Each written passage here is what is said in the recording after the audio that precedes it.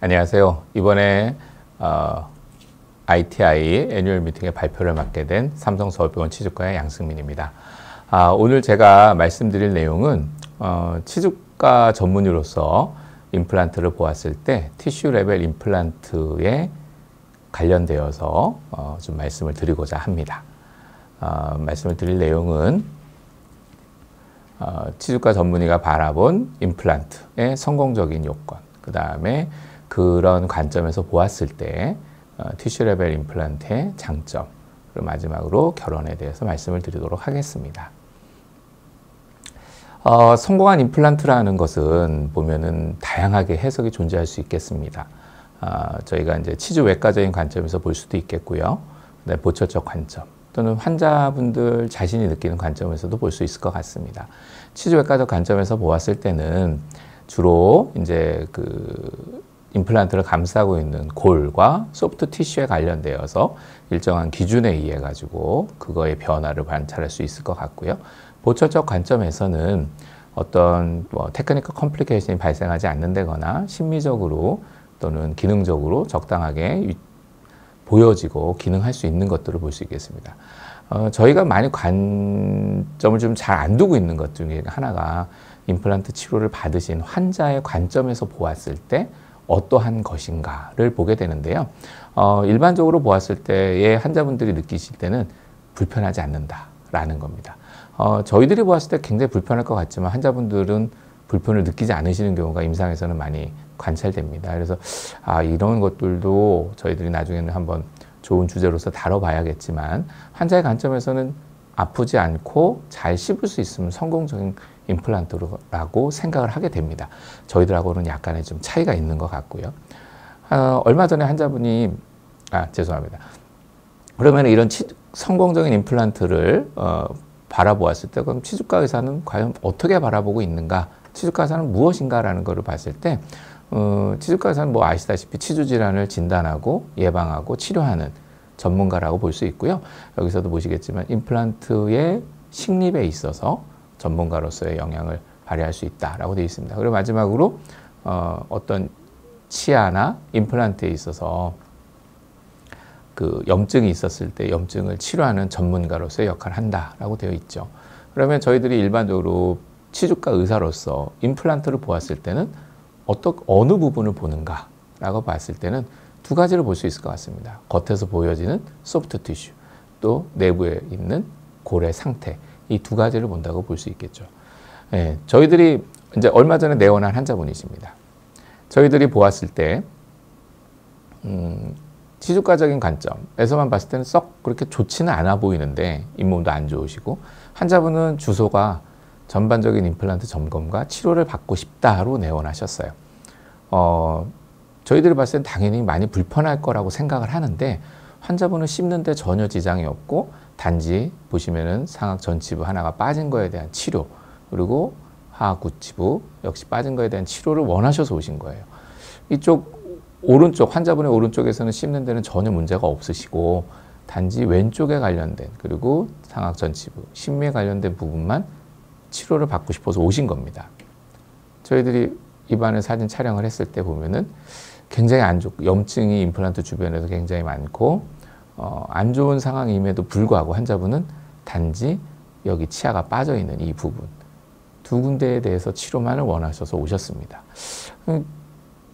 환자분이 생각하고 있는 거하고 저희들이 생각하고 있는 거하고 워낙 달라 보여서 환자분한테 사진을 보면서 설명을 드렸죠.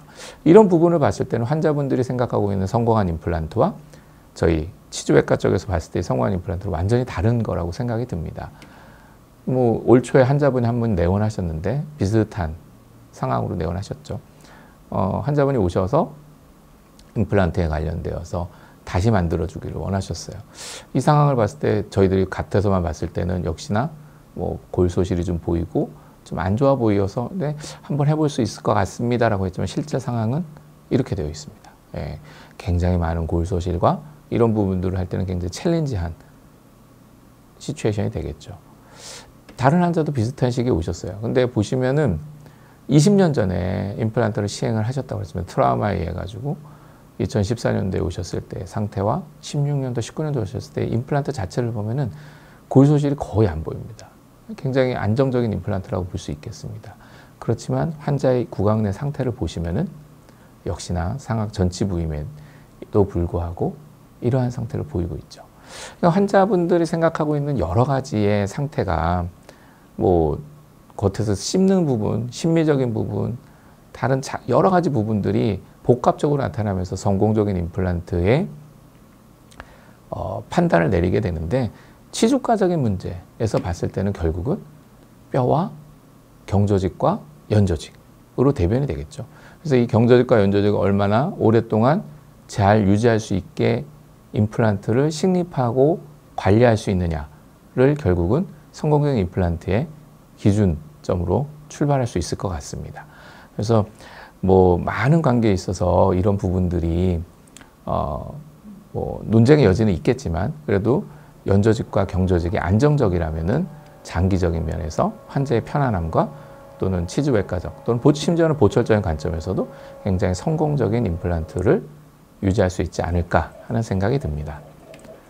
뭐 저희들이 봤을 때 아까도 봤지만 연조직과 경조직이 임플란트 주변에서 어떤 문제를 일으키는 것들 중에서 이미 익히 알다시피 페리임플란트 뮤코사이티스로 대변되는 뮤코자에만 염증이 지속되어 있는 거죠. 골소실은 안 보이고, 단지 뭐 갑자기 부종이 생겼다거나 염증이 생긴 것을 페리임플란트 뮤코사이티스로 명명할 수 있고요. 뭐 지금 많이 관심을 가지고 있는 페리임플란타이티스는 결국은 임플란트 주변의 연조직을 비롯해서 골소실도 역시 같이 동반되는 것으로 보면 되겠습니다. 그래서 많은 학자들이 임플란트 주위염이 유병률이라든지 발생 원인이라든지 여러 부분에 있어서 굉장히 많은 논의를 거치고, 이런 부분에 대해서 2012년도에 유럽에서 유럽 학자들이 모여서 결론을 내리기에 이건 앞으로 정말 거대하게 밀려오는 쓰나미와 같다라고 얘기를 했습니다. 심지어 환자의 20% 정도, 그다음에 임플란트, 식립된 임플란트 10% 정도가 이완이 될 것이다. 앞으로 점점 더 많이 진행이 될 것이다 라고 어떤 컨센서스를 모았고요. 그 이후에 다른 데서도 역시 마찬가지로 연구한 결과를 보니까 환자의 20% 내외, 그다음에 치주 질환을 가지고 있었던 경우에는 조금 더 발생률이 높고요. 흡연자에서는 역시 제일 높습니다. 이런 식으로 발표가 되어 있고, 이 부분을 조금 낮추기 위해서는 결국은 정기적인 유지관리 치료를 통해서 한 30% 정도로 그 유병률을 감소시킬 수 있었다로 이제 보고를 하였죠. 역시 마찬가지 2018년도에 유럽 학자들, 전 세계에 있는 학자들이 모여서 이제 한국을 대표해서 이제 서울대학교의 구기태 교수님도 같이 여기 참석을 하셨습니다만, 역시 마찬가지로 이러한 임플란트 주위에 있는 질환의 정의를 내리고 유병률에 대해서도 많이 얘기를 하였습니다. 그래서 앞으로는 굉장히 많은 질환이 이완될 것이고 환자분들이 이런 부분을 많이 호소하게 될 것이다 라고 얘기를 하였죠.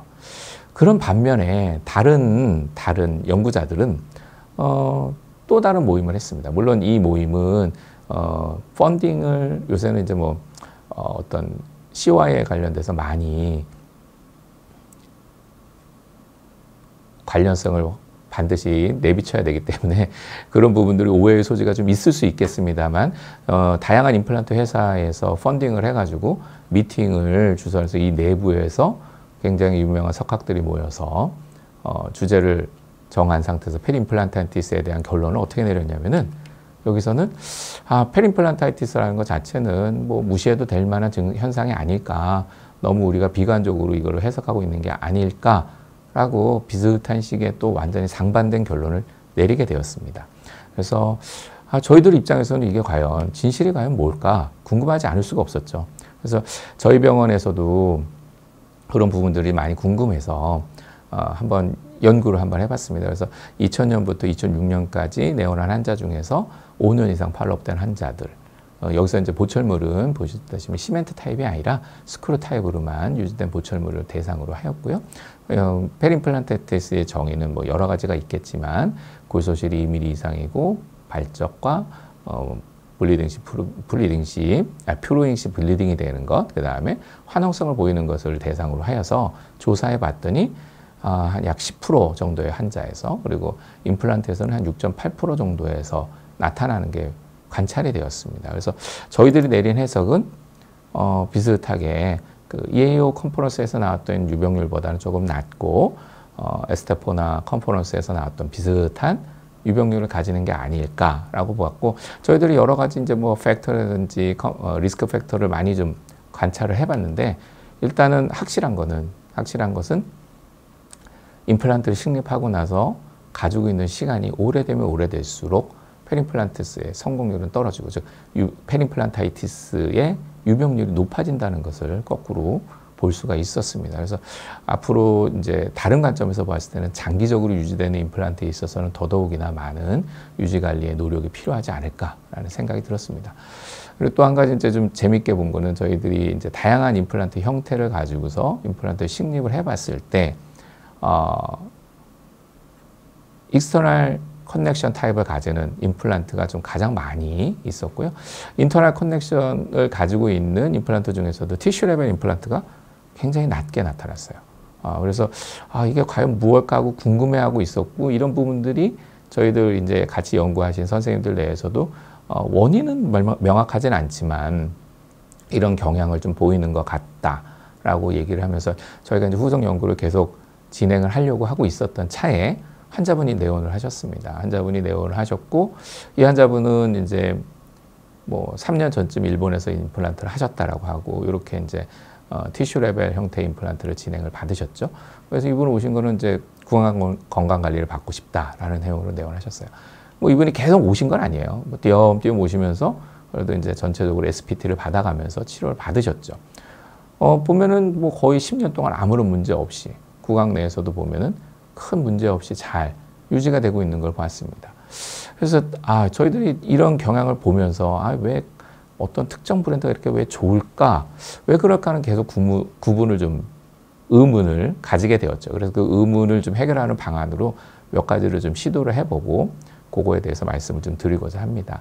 뭐 이렇게 알다시피 임플란트 주위 질환의 위험 인자는 여러 가지 뭐 기존의 치주 질환을 가지고 있던 환자라든지 구강 오랄 하이진이 좀 안 좋은, 구강 위생 상태가 안 좋은 환자, 흡연하는 환자, 전신 질환을 가지고 있는 환자, 뭐 다양하게 가지고 있을 수 있습니다. 또 이런 것들을 국소적 요소와 일반적 요소로 쭉 나눠서 볼 수도 있고요. 여기 뭐 워낙 다양하고 많은 부분이 있지만, 제가 오늘은 이 두 가지, 연조직의 상태와 관련된 것과 상부 부철물 연결 상태와 관련된 데서 임플란트의 큰 디자인의 형태에 따라서 구분을 해서 발표를 하고자 합니다. 그래서 보시면은 다 아시다시피 임플란트 형태는 인터널 커넥션을 가지고 있는 것과 익스터널 커넥션을 가지고 있는 큰 형태를 나눌 수 있고, 그 레벨이 본 레벨이냐 티슈 레벨이냐로 구분을 할 수가 있겠습니다. 뭐 많은 상태에서 이런 마지널 본 리접션, 저희가 아까 말씀드린 경조직과 연조직을 어떤 식으로 바라보느냐, 이 부분이 굉장히 중요하다고 말씀을 드렸는데, 이러한 부분들이 에서 가장 많이 관점을 가지고 있는 부분들은 역시 임플란트 어버트먼트의 갭의 형태라든지 위치라든지 사이즈라는 것들을 볼 수가 있고요. 소프트 티슈로 대변되는 바이올로지 위드스의 디멘션을 볼 수가 있겠습니다. 그래서 이 두 부분에 가지고서 간단하게 말씀을 드리면, 임플란트의 하부의 형태에 따라서 보철물은 뭐 스크류 리테인드라든지 또는 시멘트 리테인드로 저희가 구분을 해서 지울 수가 있겠습니다. 그렇지만 저희들이 바라보는 연조직과 경조직 임플란트 형태, 보철물의 형태에 따라서는 크게 변하지는 않고, 중요한 부분, 경조직과 연조직이죠. 특히 이 연조직에 관련된 부분들을 먼저 좀 살펴보도록 하겠습니다. 아시다시피 임플란트와 치아는 생물학적 폭격을 가지고 있습니다. 가지고 있지만 이런 부분들이 약간의 자연치하고는 차이를 좀 보이고 있고요. 치아와 임플란트에서는 각각의 좀 다른 부분, 상피 부착과 열구에 있는 부분과 결합조직에 있는 결합조직 부착에 있는 부분을 나누어서 봤을 때, 이 상피 부착과 열구에 있는 부분은 치아에서는 보통 1mm, 임플란트에서는 2mm. 반대로 결합조직 부착은 역시 마찬가지로 1에서 1.5mm 정도의 차이를 보이고 있습니다.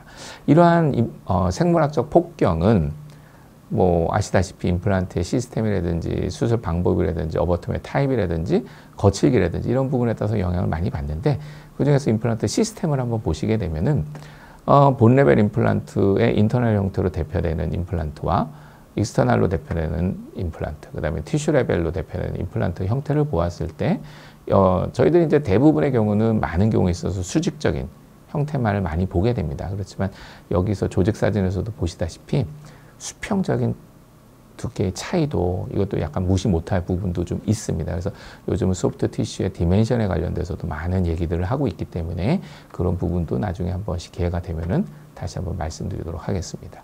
마찬가지로 이제 수직적인 부분에서 본과 어버트먼트 픽처의 경계 부분 사이의 거리도 굉장히 중요한 부분을 차지하는 것 같고요. 그래서 이제 뭐 전체적으로 조사를 해봤더니 결국은 일정 부분에 뭐 짧으면 3.1부터 길면 3.5까지 일정 부분의 디멘션을 갖는다 라고 나와 있죠. 그래서 이러한 부분들이 기능을 하면서도 초기와 어느 정도 시간이 지났을 때, 로딩이 되었을 때 큰 변화 없이 일정하게 유지가 되고 있다라고 해서 기본적으로 저희가 알고 있는 부분입니다. 이런 부분들이 임플란트의 형태에 따라서 어떻게 형성이 되는가에 대한 문제는 조금 좀 다른 것 같습니다. 그래서 바이올로직 위드스가 이렇게 뭐 익스터널 본 레벨 타입과 인터널 본 레벨 타입, 그 다음에 티슈 레벨 타입으로 보았을 때 어떻게 형성되느냐 보시면 이런 형태로 형성이 되겠죠. 근데 여기서 보면은 익스터널 타입 커넥션의 본 레벨 타입은 약간 서브크레스탈로 형성되는 경향이 있습니다. 그에 반해서 자연치와 유사하게 나머지 두 가지 형태의 임플란트는 수프라크레스탈로 형성이 되죠. 이런 부분들이 어떤 의미를 가지느냐, 이미 2000년대 초반에 많은 다양한 연구를 통해서 결과는 이미 나와 있습니다.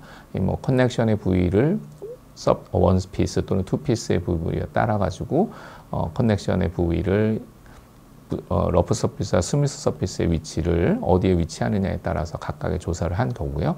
이 부분을 조사를 해봤을 때 결론은 이런 형태로 일정한 바이올로직 위드스를 형성을 하고 있지만 원피스냐 투피스냐에 따라서 보시다시피 형성되는 포지션 또 보온과의 관계는 좀 다양하게 나타나는 것 같습니다. 그래서 여러 가지로 봤지만 가장 짧게 나타나는 바이올로직 위드스가 2.8 정도에서부터 시작해서 가장 많이 나타나는 3.8까지 정도 나타나게 되는데요.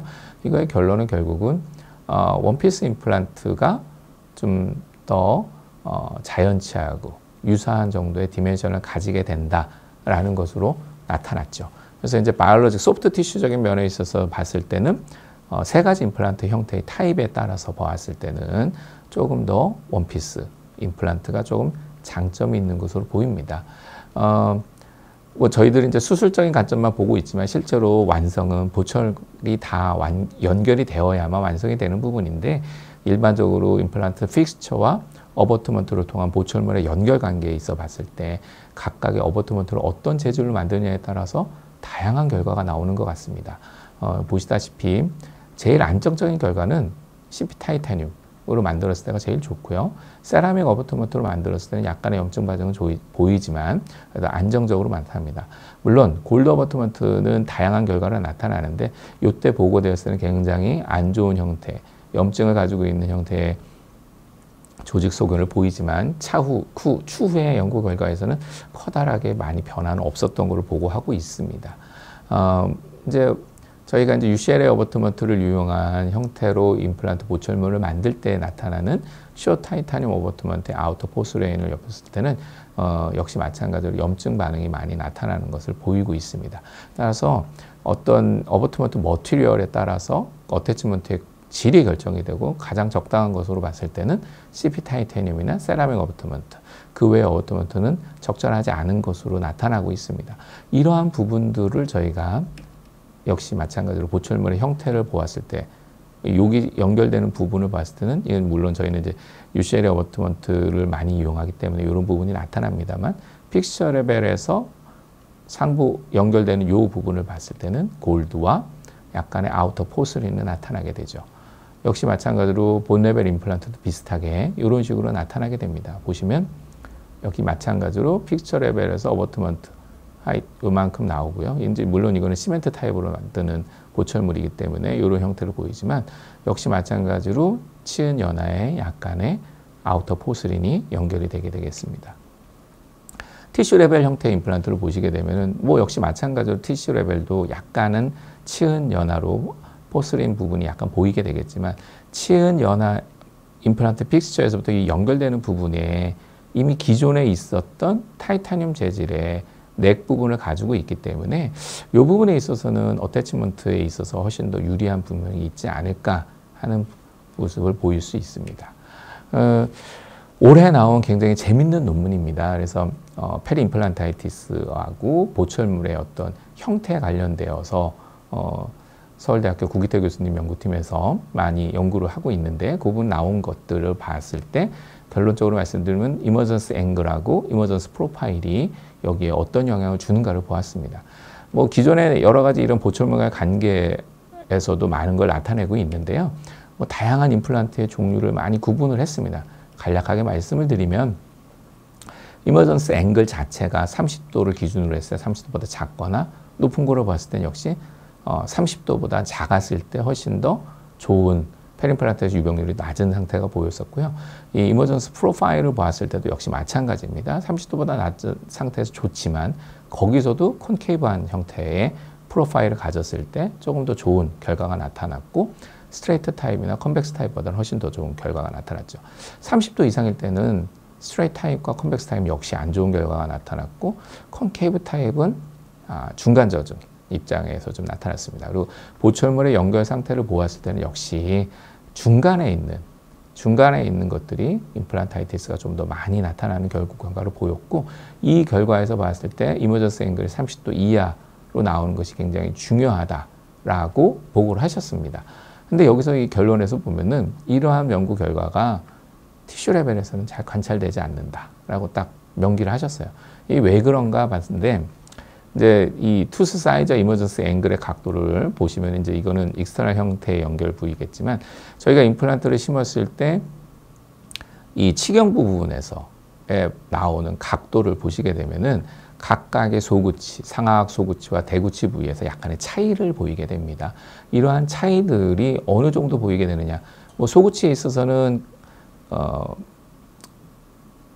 버카우 링괄로 봤을 때와 근원십적으로 봤을 때 약간 차이가 좀 나타나죠. 그래서 이렇게 이제 근심뷰에서 봤을 때는 협측과 설측에서 이행하는 각도와 버칼에서 봤을 때 근심과 원심에서 이행하는 각도가 약간 차이가 나게 됩니다. 그래서 이런 부분들을 한번 계산을 해봤습니다. 뭐 이건 단순하게 삼각함수법으로 계산하는 거기 때문에 저희가 이제 예를 들어서 바이올로직 위드스를 3mm, 즉 하이트를 3mm 정도로 보한다고 했을 때 직경을 5mm 임플란트를 심느냐, 4mm 임플란트를 심느냐에 따라서 상악 대구치, 하악 대구치, 상악 소구치에 보았을 때 이머전스 앵글이 아까 저희가 봤을 때 30도 이하로 나타나는 경우가 익스터널 타입에서는 좀 많이 적죠. 이게 이제 4mm를 썼을 때냐 5mm를 썼을 때냐에 따라서 이 각도가 굉장히 많이 차이가 나게 됩니다. 26도 내에도 들어오는 범위가 있겠지만 근심면에 있어서는 버커링 걸로 봤을 때는 굉장히 안 좋게 되죠. 역시 마찬가지로 똑같습니다. 여기 상당히 되게 좀 안 좋은 방향으로 나타나기 때문에 대구치 부분에서는 핸디캡을 가지고 있을 수밖에 없지 않는가, 임플란트 자체에서. 소구치 부위는 그런 부분은 좀 떨어지지만 높게 나타나는 부분도 좀 있는 걸로 보이고요. 인터널 타입은 역시 마찬가지로 바이올로직에서 3mm로 했을 때 이 형태나 그 이제 많이 쓰이는 임플란트 어버트먼트의 직경과 그다음에 진집 하이트를 2mm로 적용을 했을 때 약간의 이제 서브에서 올라오는 부분이 포스린에 노출된다고 하더라도 이 높이에 따라서 좀 달라지겠죠. 그렇지만 전체적으로 보았을 때는 30도 이내에 가지고 있는, 어떻게 봤을 때는 좀 유리하다고 볼 수 있는데 이게 직경이 좀 넓어지면 넓어질수록 각도는 조금은 커질 수 있겠습니다. 그래서 이런 부분들도 좀 유의를 해야 되지 않을까 하는 생각이 들고요.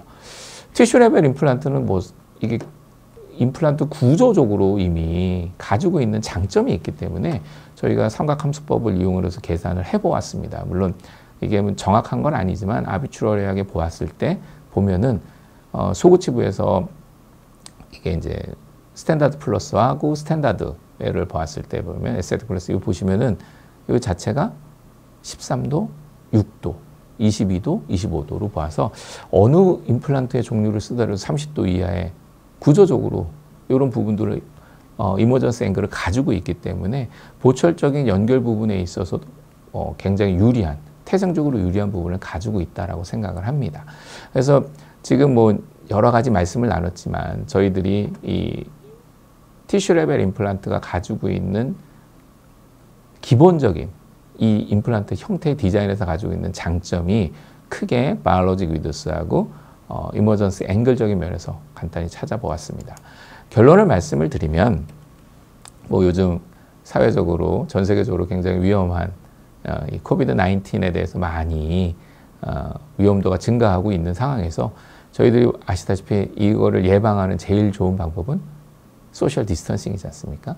마찬가지로 저희들이 고리라든지 아니면은 소프트 티슈의 안정성을 보았을 때는 저희들이 뭐 수직적이건 수평적이건 연결 부위, 높이에서의 보철물의 형태, 앵글을 전체적으로 다 보았을 때는 저희가 바이올로지컬 디스턴싱을 가져주는 것이 굉장히 유리하다고 생각이 들고, 그러한 것들이 임플란트의 형태로 보았을 때는 티슈 레벨 임플란트가 가지고 있는 장점이 굉장히 많은 것으로 보입니다. 그래서 제가 치주과적인 관점에서 봤을 때 물론 보철적인 관점하고는 또 다른 부분이 있겠지만 그 부분으로 보았을 때는 이 자체가 가지고 있는 임플란트의 특성이 장단기적인 안정성에 있어서 굉장히 많은 좋은 영향을 줄 것으로 생각됩니다. 네, 이것으로 제 발표를 마치도록 하겠습니다. 경청해 주셔서 감사합니다.